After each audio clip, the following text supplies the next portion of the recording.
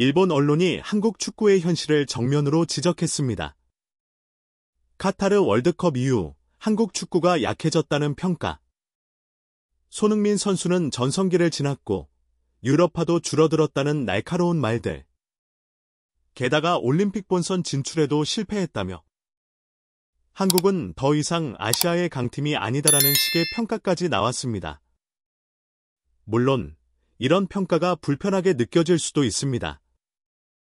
하지만 감정적으로 반응하기보다는 지금은 사실을 직시하고 우리가 어디에 있는지 냉정하게 돌아봐야 할 때입니다. 그래서 오늘은 여러분과 함께 별표 한국 축구 정말 그렇게까지 무너졌을까? 별표라는 질문을 놓고 감정이 아니라 팩트로 따져보는 시간을 준비했습니다. 눈 감지 않고 변명 없이 있는 그대로 살펴보겠습니다. 지금부터 시작합니다. 지난 4월 4일 일본의 축구 전문 매체 풋볼 채널이 하나의 랭킹을 공개했습니다. 제목은 2023 카타르 월드컵 이후 전력이 약해진 6개국. 여기에 한국의 이름이 당당히 포함됐습니다.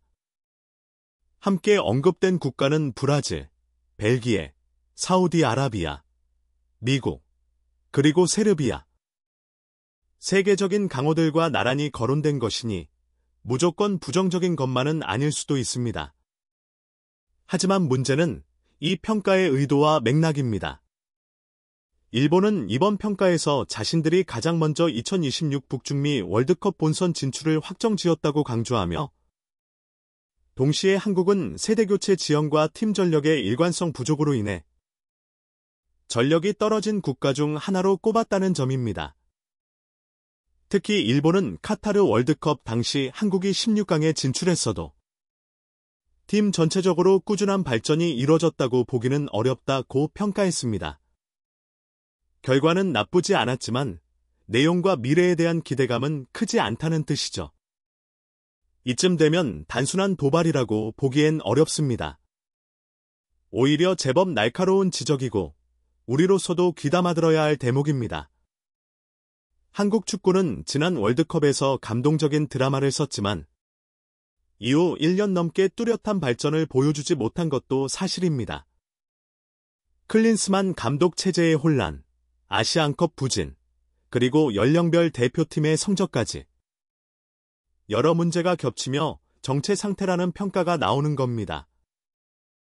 중요한 건 이 시점에서 변화를 외면하는 것이 아니라 우리가 어디서부터 흔들리기 시작했는지 직시하는 자세입니다. 지금 일본이 던진 이 질문, 결코 가볍게 넘겨서는 안 됩니다. 첫 번째 지적, 손흥민의 전성기가 지났다는 평가입니다. 일본 언론은 손흥민이 여전히 뛰어난 선수지만 이제는 예전만큼의 폭발력은 없다고 말했습니다. 사실 이 말, 전혀 근거 없는 비난이라고만 할 수는 없습니다. 손흥민 선수는 올해로 33살입니다. 전성기를 지나면서 체력적인 부담이 커지고 매 경기 최고 속도를 유지하는 것도 어려운 시기죠. 누구도 세월을 이길 수는 없습니다. 하지만 중요한 건 아직까지 손흥민은 팀에서 중심 역할을 하고 있다는 것입니다. 올 시즌 토트넘에서도 주장으로서 팀을 이끌고 있고 득점 순위에서도 상위권을 유지하고 있죠. 단순히 나이만으로 선수의 가치를 평가하기엔 무리가 있습니다. 다만 우리는 이제 다음 세대를 준비해야 할 시점에 와 있습니다. 이강인, 정우영, 양현준 같은 젊은 자원들이 손흥민의 부담을 나눌 수 있어야 하고 이들이 앞으로 대표팀의 새로운 중심축이 되어야 합니다. 손흥민은 여전히 든든한 기둥이지만 혼자 모든 걸 짊어질 수는 없습니다. 두 번째 지적은 유럽파의 숫자 차이입니다. 일본은 현재 유럽파 선수가 20명이 넘습니다. 반면 한국은 유럽 주요 리그에서 활약 중인 선수가 10명도 채 안 되죠. 겉으로 보면 격차가 커 보일 수 있습니다. 하지만 중요한 건 숫자가 아니라 내용과 영향력입니다. 이강인은 파리 생제르맹에서 챔피언스 리그까지 경험하고 있고 김민재는 독일 바이에른 뮌헨에서 수비의 핵심입니다. 황희찬은 울버햄튼에서 프리미어리그 골잡이로 자리 잡았죠. 즉, 우리 유럽파는 소수지만 핵심 자원입니다. 다만 문제는 이들을 대표팀에서 하나의 팀으로 묶어내는 전술적 완성도입니다. 아무리 좋은 선수가 있어도 그들이 함께 뛸 때 시너지를 내지 못하면 의미가 없습니다. 이 부분은 결국 감독의 역할이 가장 중요하다고 봅니다. 마지막으로 세 번째 지적은 연령별 대표팀의 약화입니다. 특히 많은 팬들에게 충격을 안겼던 건 2024 파리 올림픽 본선 탈락입니다. 40년 만에 올림픽 무대를 밟지 못하게 된 건 단순한 실패 이상의 의미가 있습니다. 특히 한일전에서 완패하며 일본과의 격차를 더욱 실감하게 됐죠. 이건 단순히 선수들의 실력 차이만으로 설명하기 어렵습니다. 지금 K리그 유망주들이 얼마나 많은 실전 기회를 얻고 있는지, 유소년 시스템은 얼마나 치열하게 돌아가고 있는지, 또 국제대회에 대한 준비와 투자, 전략은 충분했는지를 되짚어봐야 합니다. 이건 축구협회, 지도자, 리그 전체가 함께 고민하고 개선해 나가야 할 보다 근본적인 문제입니다. 그리고 지금이 바로 그 구조를 바꿔야 할 타이밍입니다. 자, 이제 우리가 스스로에게 던져야 할 질문이 있습니다. 정말 한국 축구는 퇴보하고 있는 걸까요? 정말 일본보다 한참 뒤처진 걸까요? 그 답은 이렇게 정리할 수 있습니다. 일부는 맞고 일부는 그렇지 않다. 최근 1년간 A매치 결과를 보면 실망스러운 건 사실입니다. 아시안컵 탈락, 3월 A매치 연속 무승부, 팬들의 기대에 못 미친 경기력. 이건 객관적인 팩트입니다. 연령별 대표팀의 부진도 분명 짚고 넘어가야 할 문제입니다.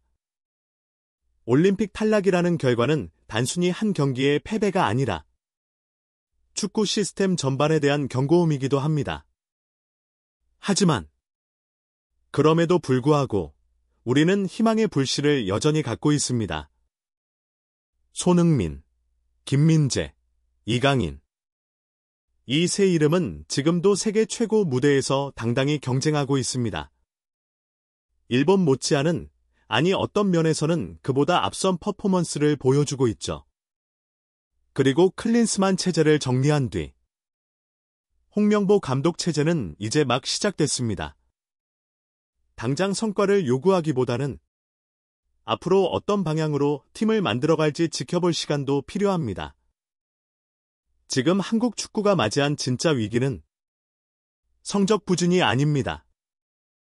오히려 더 큰 위기는 이 상황에 무감각해지고 변화하지 않고 현실에 안주하는 태도입니다.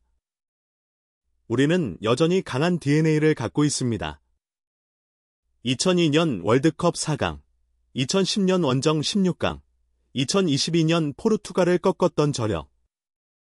그리고 무엇보다 위기 때일수록 뭉칠 줄 아는 축구 팬들의 열정이 있습니다. 이제는 더 이상 16강 진출이라는 성과에 만족할 게 아니라 2026년 북중미 월드컵 8강, 그 이상을 바라봐야 할 시간입니다. 지금의 비판은 끝이 아니라 새 출발을 위한 시작점입니다. 일본 언론의 지적, 솔직히 말해 마음이 아픕니다. 하지만 그 안에는 우리가 귀 기울여야 할 의미 있는 메시지도 담겨 있습니다. 일본이 지금의 위치에 올라선 건 끊임없는 자기 반성과 과감한 변화가 있었기 때문입니다. 이제는 우리도 돌아봐야 할 시간입니다. 손흥민이라는 이름 아래 수많은 영광을 누려온 한국 축구. 하지만 그의 시대가 점점 저물어간다면 그 다음을 준비하는 건 바로 지금이어야 합니다. 지금의 침체, 충분히 아프지만 이 아픔이 곧 도약의 출발점이 될 수 있습니다. 저는 믿습니다. 한국 축구는 다시 일어설 수 있습니다. 그리고 그 길에는 늘 팬 여러분의 응원과 열정이 함께할 거라 믿습니다. 지금까지 김준석 해설위원이었습니다. 영상이 마음에 드셨다면 좋아요, 구독, 알림 설정. 그것이 바로 한국 축구를 아끼는 여러분의 진심입니다. 우리는 다시 뜁니다. 함께 가요. 대한민국 축구.